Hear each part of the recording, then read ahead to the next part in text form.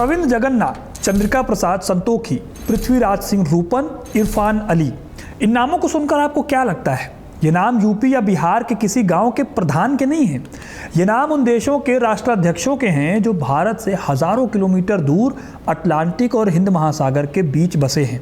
आज Mauritius, Guyana और Suriname जैसे देशों की पॉलिटिक्स, इकोनॉमी और डिप्लोमेसी पूरी तरह से भारतीय मूल के लोगों के कंट्रोल में है। लेकिन सवाल है कि ये लोग वहाँ पहुँचे कैसे? अगर इतिहास के पन्नों को पलटा जाए तो पता चलेगा कि आज जो लोग इन देशों के राष्ट्रपति भवनों में बैठे हुए हैं, आज से ठीक 125 साल पहले उनके परदादाओं को जानवरों की तरह जहाज़ों के निचले हिस्से में ठूंस कर यहाँ पर लाया गया था। इन लोगों के पूर्वजों को कोई सम्मान नहीं मिलता था, बल्कि इन्हें कुली कहकर बुलाया जाता था। इनके गले में जानवरों की तरह नंबर प्लेट लटकाई जाती थी। कोई ह्यूमन राइट इनका होता ही नहीं था। ये कहानी सिर्फ शोषण की कहानी नहीं है, ये दुनिया के उस सबसे बड़े अल्टीमेट रिवेंज की कहानी है जहां एक अनपढ़, शोषित और गुलाम मजदूर वर्ग ने बिना किसी हथियार के, बिना किसी खूनी क्रांति के एक बहुत बड़े सिस्टम को, अपने ही शोषकों के सिस्टम को हैक किया, उसे अपने पक्ष में मोड़ा और आखिरकार पूरे देश की सत्ता पर कब्जा किया।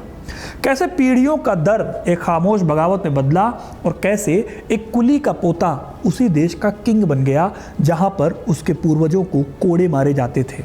वीडियो को पूरा देखिएगा इस कहानी को जानने के लिए, क्योंकि अपना इतिहास नहीं जानोगे तो खुद को कैसे पहचानोगे। दोस्तों, हिस्ट्री कनेक्ट अब स्पॉटिफाई पर भी है। आपको डिस्क्रिप्शन में लिंक मिल जाएगा, वहां पर जाके आप हमारे चैनल को सब्सक्राइब कर सकते हैं, फॉलो कर सकते हैं और हमें आपके सपोर्ट की भी ज़रूरत है, तो सब्सक्राइब जरूर कीजिएगा स्पॉटिफाई पर हिस्ट्री कनेक्ट को। इस बगावत और सत्ता पलट को समझने के लिए हमें इतिहास के पन्नों को रिवर्स इंजीनियर करना होगा। आज जो कम्युनिटी फिजी, त्रिनिदाद और टोबैगो, गुयाना और मॉरिशस में राज कर रही है, उसकी शुरुआत 1833 के एक बहुत बड़े ऐतिहासिक धोखे से हुई थी। उस साल लंदन में ब्रिटिश पार्लियामेंट ने बहुत ही प्राउड के साथ स्लेवरी एबोलिशन एक्ट पास किया। पूरी दुनिया में इसका जश्न मनाया गया कि अब ब्रिटिश एम्पायर में दास प्रथा खत्म हो गई है। ब्रिटेन के नेताओं ने इसे इंसानियत की सबसे बड़ी जीत बताया, लेकिन असल सच्चाई कागजों से अलग थी। दास प्रथा खत्म होने से अफ्रीकी दासों को तो आज़ादी मिल गई, लेकिन ब्रिटिश फैक्ट्री मालिकों और बागान मालिकों की रातों की नींदें उड़ गईं। मॉरिशस से लेकर कैरेबियन तक फैले बहुत बड़े बड़े चीनी और कॉफ़ी के बागान रातों रात वीरान हो गए। आज़ाद हुए दासों ने उन खेतों में दोबारा काम करने से इनकार कर दिया जहां उनकी पीढ़ियों ने कोड़े पे कोड़े खाए थे। ब्रिटिश इकोनॉमी के लिए ये एक भयानक क्राइसिस थी। चीनी उस दौर का वाइट गोल्ड हुआ करती थी। अगर बागान बंद होते तो ब्रिटिश खजाना खाली हो जाता। ये क्राइसिस तब और गहरी हो गई जब 1846 में शुगर ड्यूटीज़ एक्ट पास हुआ। इस कानून ने शुगर टैरिफ को बराबर कर दिया। इसका मतलब ये था कि अब ब्रिटिश बागान मालिकों को ब्राज़ील और क्यूबा की चीनी से मुकाबला करना था। इंटरेस्टिंग बात यह है कि ब्राज़ील और क्यूबा में अभी भी दास प्रथा चल रही थी और वहाँ पर चीनी बनाने का खर्चा जो होता था वो कम होता था। ब्रिटिश इकोनॉमिस्ट और पूंजीपतियों के सामने एक ऐसा सवाल खड़ा हो गया जिसका जवाब उनके पास नहीं था। उन्हें एक ऐसी वर्क फोर्स चाहिए थी जो गुलामों जितनी ही सस्ती हो, गुलामों जितनी ही आज्ञाकारी हो, लेकिन जिसे दुनिया के सामने कानूनी रूप से स्वतंत्र यानी आज़ाद घोषित किया जा सके। उन्हें एक ऐसा कानूनी लूप होल चाहिए था जो गुलामी को एक नया नाम दे सके। इस लूप होल की खोज की जॉन ग्लैडस्टोन ने। ग्लैडस्टोन एक बहुत ही रसूखदार ब्रिटिश ट्रेडर थे और उनके पास ब्रिटिश गुयाना में कई बड़े चीनी बागान थे। जनवरी 1836 में उन्होंने कलकत्ता की गिलेंडर्स अर्बथनॉट एंड कंपनी को एक सीक्रेट और ऐतिहासिक खत लिखा। इस खत में उन्होंने भारतीय मजदूरों को एक तय टाइम के लिए कॉन्ट्रैक्ट करने की पॉसिबिलिटी पर बात की। यहीं से एक नए सिस्टम का जन्म हुआ जिसे एग्रीमेंट कहा गया। लेकिन जब यह भारी भरकम अंग्रेजी शब्द उत्तर प्रदेश और बिहार के अनपढ़ किसानों की जुबान पर चढ़ा तो वो टूटकर गिरमिट बन गया और जिन लोगों ने इस एग्रीमेंट पर अपना अंगूठा लगाया वो इतिहास में हमेशा के लिए गिरमिटिया मजदूर बन गए। ये कोई नॉर्मल जॉब का कॉन्ट्रैक्ट नहीं था। असल में ये 15 लाख लोगों की कानूनी तस्करी का ब्लूप्रिंट था। लेकिन दोस्तों, सवाल उठता है कि आखिर भारत के किसान अपना घर, अपना गांव, अपना धर्म, अपना देश छोड़कर हजारों मील दूर समंदर पार जाने के लिए तैयार क्यों हुए? इस सवाल का जवाब खोजने के लिए हमें 19वीं सदी के भारत की सोशल और इकोनॉमिक कंडीशन को बहुत बारीकी से समझना होगा।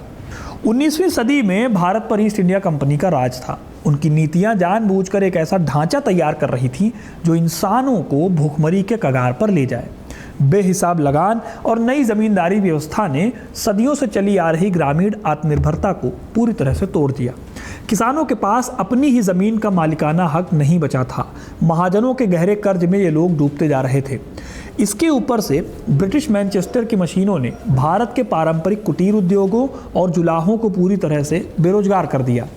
यह हताशा अपनी पीक पर तब पहुंची जब 1837 और 1838 में उत्तर भारत, खास तौर पर आगरा और उसके आसपास के इलाकों में भयानक अकाल पड़ा। हालत ऐसी हो गई कि इंसान सिर्फ जिंदा रहने के लिए अपनी कोई भी कीमत लगाने को तैयार थे। अंग्रेज इसी हताशा का इंतजार कर रहे थे, लेकिन अंग्रेज खुद कभी गांव में मजदूर ढूंढने नहीं गए। उन्होंने इसके लिए भी लोकल एजेंट्स का एक बहुत ही शातिर नेटवर्क तैयार किया। इन लोकल एजेंट्स को अर्कटी कहा जाता था। ये अर्कटी भारत के ही लोग थे जो भारत के लोगों के ऊपर इतना बड़ा जुल्म ढाने वाले थे। British officer George A Grierson की 1883 में आई कॉलोनियल इमिग्रेशन की रिपोर्ट बताती है कि आर्कटियों ने बहुत ही प्लान्ड तरीके से यूपी के ईस्टर्न जिलों और बिहार के भोजपुरी भाषी इलाकों को अपना निशाना बनाया। ये अर्कटी गांव के मेलों, बाजारों और रेलवे स्टेशंस पर ऐसे लोगों को ढूंढते थे जो कर्ज में डूबे हुए हों या जिन्हें परिवार ने निकाल दिया हो। अर्कटियों ने मजदूरों को बहुत बड़े और झूठे सपने दिखाए। उन्हें बताया गया कि उन्हें बस पास के ही एक टापू पर जाना है जहां बहुत आसानी से पैसे कमाए जा सकते हैं। उन्हें कभी यह नहीं बताया गया कि उन्हें काला पानी यानी समुद्र को पार करना है। त्रिनिदाद को अक्सर चालाकी से चीनीदाद कहकर पुकारा जाता था ताकि अनपढ़ किसानों को ये लगे कि पास की ही कोई चीनी मिल है जहां उन्हें काम करना है। अब सवाल ये है कि क्या ये आर्कटिये सिर्फ मर्दों को ले जा रहे थे? जवाब है नहीं। इतिहासकार गयोत्रा बहादुर ने अपनी किताब coolie woman the odyssey of indenture में बताती हैं कि इन जहाज़ों में कई महिलाएं भी चढ़ीं। इनमें से कई महिलाएं ऐसी थीं जिन्हें समाज से बेदखल कर दिया गया था। कुछ जवान विधवाएं थीं जिन्हें समाज में सम्मान से जीने का हक नहीं था। कुछ ऐसी महिलाएं भी थीं जो अपने पतियों की हिंसा से भागना चाहती थीं। इन महिलाओं ने आर्कटियों के झूठ को भी अपने लिए एक मौके की तरह देखा। खैर, कहानी में अगर आगे बढ़ें तो ये मजदूर कलकत्ता के बंदरगाह पर इकट्ठा होते थे। समंदर में बड़े जहाज़ों को देखकर ऑब्वियस सी बात है इनको अपनी गलती का एहसास हुआ होगा, लेकिन तब तक देर हो चुकी थी। वो एग्रीमेंट यानी गिरमिट में बन चुके थे और वापस जाने का कोई रास्ता नहीं बचा था। 1838 में हेस्परस और विटबी नाम के जहाज़ भारतीय मजदूरों का पहला बड़ा जत्था लेकर ब्रिटिश गुयाना के लिए निकले। थियोफिलस रिचमंड उस ऐतिहासिक जहाज के चीफ सर्जन थे और उनकी डायरी आज भी उस भयावह सफ़र की गवाही देती है। रिचमंड की डायरी से पता चलता है कि भारतीय मजदूर अंग्रेज़ों के लिए सिर्फ कार्गो यानी सामान थे। जहाज़ों के निचले डेक में, जहां हवा और रोशनी का कोई इंतजाम नहीं होता, लोगों को वहां जानवरों की तरह ठूंस दिया गया। जगह इतनी कम थी कि लोग ठीक से लेट भी नहीं पाते थे। कुछ ही दिनों के अंदर जहाज़ों पर हैज़ा और पेचिश जैसी घातक बीमारियों का प्रकोप फैल गया। जो लोग मर जाते उनकी लाशों को बिना किसी धार्मिक संस्कार के सीधे समंदर की लहरों में फेंक दिया जाता, जैसे सड़े हुए सामान को फेंका जाता है। महीनों के इस खौफनाक सफ़र के बाद जब ये मजदूर मॉरिशस, फिजी या कैरेबियन आइलैंड्स पर पहुंचते तो उनका सामना एक नई और खौफनाक सच्चाई से होता। ये कोई पास का टापू या चिनीदाद नहीं था। वो दुनिया के दूसरे छोर पर एक बड़े गन्ना बागान में कैद हो चुके थे। शुरुआती ब्रिटिश इतिहासकार इस सिस्टम को एक सभ्यतावादी मिशन कहते थे। उनका तर्क था कि उन्होंने इन मजदूरों को भारत की गरीबी से निकालकर एक आधुनिक और एक प्रोडक्टिव लाइफ दी है। लेकिन 1970 के दशक में ह्यूग टिंकर जैसे इतिहासकारों ने इस नैरेटिव को पूरी तरह से ध्वस्त किया। टिंकर ने अपनी रिसर्च में यह साबित किया कि एग्रीमेंट सिर्फ एक कागजी धोखा था और कुछ नहीं। असलियत में ये अटलांटिक दास प्रथा का ही एक नया और कानूनी रूप था। बागानों में पहुंचते ही मजदूरों पर ऐसे कानून थोपे गए जो किसी भी सभ्य समाज में सोचे तक नहीं जा सकते। इनमें सबसे क्रूर नीति थी डबल कट। इस नियम के तहत अगर कोई कॉन्ट्रैक्चुअल लेबर बीमारी, थकान या किसी भी दूसरी वजह से एक दिन काम पर नहीं आता था तो सजा के तौर पर उसकी 2 दिन की सैलरी काट ली जाती थी। इसके अलावा आवारागर्दी कानूनों यानी वैग्रेंसी लॉज का भी जाल बिछाया गया। मजदूर बिना गोरे मैनेजर के रिटन पास के अपने बागान के बॉर्डर से एक कदम भी बाहर नहीं रख सकते थे। अगर वो बिना पास के पाए जाते तो उन्हें सीधे जेल में डाल दिया जाता या कोड़े मारे जाते। उनकी लाइफ गन्ने के खेतों में सुबह के अंधेरे से शुरू होकर रात के अंधेरे तक चलती थी। काम के दौरान बात करने या आराम करने पर भी अक्सर सज़ा मिलती थी। लेकिन दोस्तों, इन सब के बीच भी इन लोगों ने अंग्रेज़ों से लड़ने के लिए अपने तरीके खोज निकाले। ऑब्वियस सी बात है कि ये लोग भारत की आज़ादी के लिए नहीं लड़ रहे थे, लेकिन जहाँ पर ये गुलाम थे वो अपनी गुलामी को पूरी तरह से एक्सेप्ट भी नहीं कर रहे थे। इन मज़दूरों के पास अपनी एक एजेंसी थी। जब खुले विद्रोह करने पर मौत की सजा तय थी तो मज़दूरों ने सर्वाइवल और प्रतिरोध के नए स्ट्रैटेजिक तरीके खोज निकाले। जब सीधा हमला मुमकिन नहीं था तो उन्होंने काम धीमी करने की स्ट्रैटेजी अपनाई, जिसे गो स्लो टैक्टिक्स कहा जाता है। उन्होंने गन्ने की कटाई के लिए इस्तेमाल होने वाले मचेते यानी हथियारों को जानबूझकर तोड़ना शुरू कर दिया। वो बहाने बनाकर काम रोक देते और कई बार रात के अंधेरों में खेतों में आग लगा देते। इसे अंग्रेज अधिकारी कभी साबित नहीं कर पाते थे कि इन्हीं लोगों ने ये आग लगाई है। इस तरह इनका रेजिस्टेंस यानी प्रतिरोध चल रहा था। हालांकि महिला मजदूरों ने इस प्रतिरोध में और भी बड़ा रोल प्ले किया, क्योंकि जहाज़ों पर महिलाओं की संख्या कम होती थी, यानी हर 100 मर्दों पर सिर्फ 30 से 40 औरतें होती थी। इसलिए बागानों में उनका भाव और मूल्य यानी वैल्यू बहुत बढ़ गई। हालांकि उन्हें गोरे मैनेजरों और भारतीय पुरुषों दोनों की हिंसा का शिकार होना पड़ता था, लेकिन धीरे धीरे उन्होंने इस डेमोग्राफिक कमी को अपनी बार्गेनिंग पावर में बदल लिया। जो औरतें भारत में पैट्रियार्की के सबसे निचले पायदान पर थीं, वो इन नए देशों में अपने परिवारों की मातृसत्तात्मक धुरी बन गई। उन्होंने अपनी शर्तों पर रिश्ते तय किए और आने वाली पीढ़ियों के लिए एक मजबूत सोशल स्ट्रक्चर तैयार किया। अब दोस्तों, शोषण और प्रतिरोध का ये खेल लगभग 8 दशकों यानी 80 साल तक चलता रहा, लेकिन 20वीं सदी की शुरुआत तक हालात बदलने लगे। इन गिरमिटिया मजदूरों के इस खामोश दर्द की आवाज़ें समंदर पार करके भारत तक पहुंचने लगी। भारत में उस समय फ्रीडम स्ट्रगल आकार ले रहा था। भारतीय राष्ट्रीय कांग्रेस के बहुत बड़े लीडर गोपाल कृष्ण गोखले ने इस मुद्दे की गंभीरता को समझा। गोपाल कृष्ण गोखले ने 1910 और 1912 में इंपीरियल लेजिस्लेटिव काउंसिल में इस प्रथा को राष्ट्रीय अपमान घोषित किया। उन्होंने इसके पूरी तरीके से खात्मे का बड़ा प्रस्ताव रखा। अब जाहिर है कि शुरुआत में ब्रिटिश बहुमत के कारण उनके प्रस्ताव गिर गए, लेकिन इस कदम ने भारत में एक नए जन आंदोलन को खड़ा करने में हेल्प की। अब देखा जाए तो 20वीं सदी में ये सिर्फ लेबर कानून का मसला नहीं रह गया था, ये भारत के अपने आत्मसम्मान और गौरव का ज्वलंत मुद्दा भी बन गया। 20वीं सदी की शुरुआत में इस एजुकेशनल और सोशल जागरण को एक बहुत बड़ा पुश भी मिला। 1901 में महात्मा गांधी दक्षिण अफ्रीका जाते हुए कुछ समय के लिए मॉरिशस में रुके। उन्होंने वहां भारतीय मजदूरों की हालत देखी। गांधी जी ने उन्हें एक बहुत ही क्लियर सलाह दी, अगर अपनी हालत बदलनी है तो अपने बच्चों को अंग्रेजी शिक्षा दो और पॉलिटिक्स में हिस्सा लो। बाद में गांधी ने मणिलाल डॉक्टर नाम के एक वकील को मॉरिशस भेजा। मणिलाल ने वहां जाकर भारतीयों को उनके कानूनी अधिकार बताए। उसी दौरान आर्य समाज का आंदोलन भी कैरेबियन और मॉरिशस में जोर पकड़ने लगा। आर्य समाज ने जाति पाति को पूरी तरह से खारिज कर दिया और हर गांव में स्कूल खोलने पर जोर दिया। इन सब कोशिशों ने मजदूरों की हालत को थोड़ा सा सुधारने का काम किया। उधर मजदूर जो इतने सालों से यहाँ पर रह रहे थे, उनको भी कुछ ही सालों में समझ आ गया था कि अंग्रेज़ उन्हें भारत वापस नहीं भेजेंगे। एग्रीमेंट में वापसी के जो वादे थे वो झूठे थे। वो ये भी जानते थे कि वो अपनी पूरी लाइफ गन्ने के खेतों में ही बिता देंगे। इसीलिए इन अनपढ़, गरीब और शोषित मजदूरों ने एक ऐसा फैसला किया जिसने आगे आने वाले 100 सालों की ज्योग्राफी को तय किया। उन्होंने डिसाइड किया कि उनकी पीढ़ियां गन्ने के खेतों में खून नहीं बहाएंगी। वो अपने पेट काटकर, अपनी दिहाड़ी के कुछ पैसे बचाकर अपने बच्चों को पढ़ाने लगे। उन्होंने बागानों के पास ही छोटी छोटी झोपड़ियों में स्कूल खोलने शुरू किए। उन्हें पता था कि इस कॉलोनियल सिस्टम को गन्ने काटने वाले चाकू से नहीं हरा सकते। इसे हराने के लिए उसी लैंग्वेज, उसी लॉ और उसी व्यवस्था को सीखना होगा जिसने उन्हें गुलाम बनाया है। फिर इस पूरे सिस्टम के ताबूत में आखिरी कील C.F. एंड्रयूज और विलियम पियर्सन जैसे वेस्टर्न इंडोफाइल्स ने ठोकी। 1916 में इन दोनों ने पर्सनल रूप से फिजी का दौरा किया और एक बहुत ही इफेक्टिव रिपोर्ट तैयार की। इस फिजी रिपोर्ट ने दुनिया के सामने ब्रिटिश एम्पायर की असलियत को खोल कर रख दिया। इस रिपोर्ट में साफ तौर पर दर्ज था कि फिजी के बागानों में मजदूरों में सुइसाइड की दरें बेहिसाब ज़्यादा थी। महिलाओं का सिस्टमेटिक रूप से मोरल और फिजिकल पतन किया जा रहा था। जब ये डेटा दुनिया के सामने आया तो ब्रिटिश सरकार की इंटरनेशनली बहुत बेइज्जती हुई और एक मोरल प्रेशर का उसको सामना करना पड़ा। उसी टाइम पर फर्स्ट वर्ल्ड वॉर भी चल रहा था, जिसके चलते ब्रिटिश जहाज़ों की भारी कमी हो गई।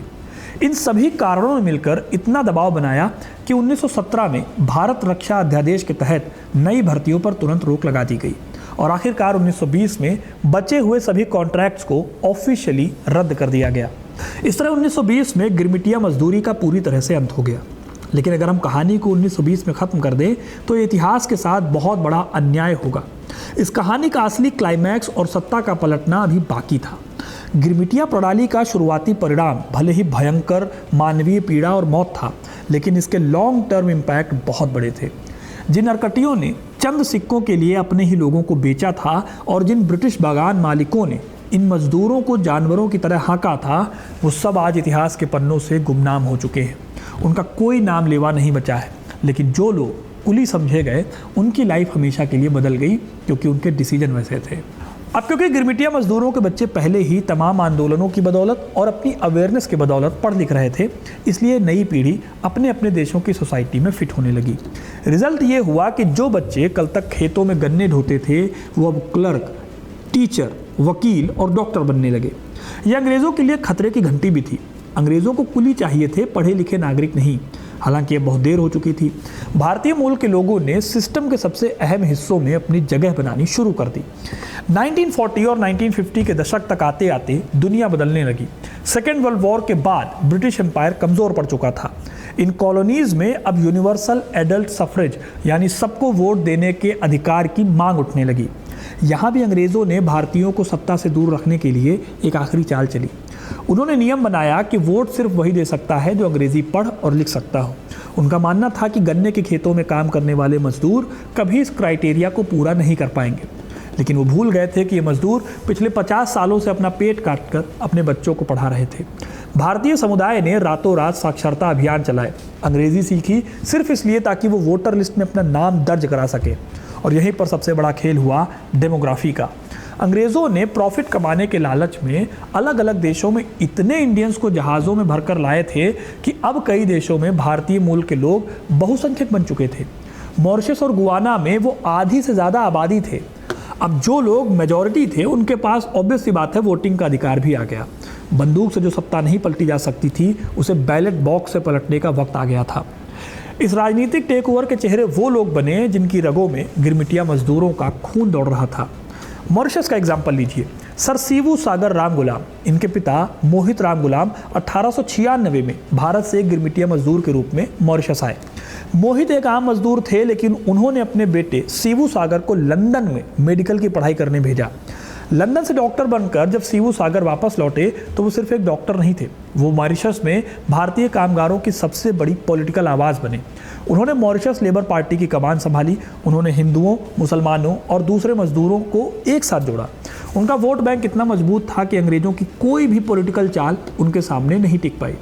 1968 में जब मॉरिशस को आज़ादी मिली तो एक गिरमिटिया मजदूर का बेटा सर सीवू सागर राम गुलाम उस देश का पहला प्राइम मिनिस्टर बना। उन्होंने मॉरिशस को एक मॉडर्न और मजबूत राष्ट्र में बदल दिया। यही कहानी गुआना में दोहराई गई। गुआना में छेड्डी जगन का परिवार भी यूपी से आया था। उनकी दादी गन्ने के खेतों में काम करती थी।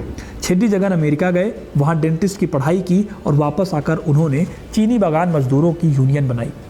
उन्होंने पीपुल्स प्रोग्रेसिव पार्टी की स्थापना की। उनकी राजनीतिक पकड़ इतनी मजबूत थी कि उन्होंने बाद में ब्रिटिश और अमेरिकी दबावों का सामना करते हुए गुआना की सत्ता हासिल की। आज भी गुआना की पॉलिटिक्स उसी पार्टी के इर्द गिर्द घूमती है और प्रेजेंट में राष्ट्रपति इरफान अली उसी लेगेसी को आगे बढ़ा रहे हैं। त्रिनिदाद और टोबैगो में भी भारतीय मूल के नेताओं जैसे बासदेव पांडे और कमला प्रसाद बिसेसर ने प्रधानमंत्री का पद संभाला। फिजी में भी महेंद्र चौधरी प्रधानमंत्री बने। इन सभी नेताओं की कहानी में एक बात कॉमन है, इन्होंने कभी हिंसा का सहारा नहीं लिया। इन्होंने कॉलोनियल शासकों के बनाए हुए डेमोक्रेसी और कॉन्स्टिट्यूशन का इस्तेमाल उन्हीं के खिलाफ किया। जिन अंग्रेज़ों ने इन लोगों को कभी इंसान नहीं माना, उन्हीं के बनाए हुए संसद भवनों में अब ये भारतीय मूल के लोग कानून बना रहे थे। तो दोस्तों, ये थी कहानी कि भारत के लोग इतनी जगहों पर कैसे पहुँचे और कैसे इन छोटे छोटे देशों में इनकी अपनी सरकारें आज चलती हैं। कितना कुछ इन्होंने सहा है इस लेवल तक पहुँचने के लिए। बाकी आपको ये कहानी कैसी लगी कमेंट करके ज़रूर बताइए।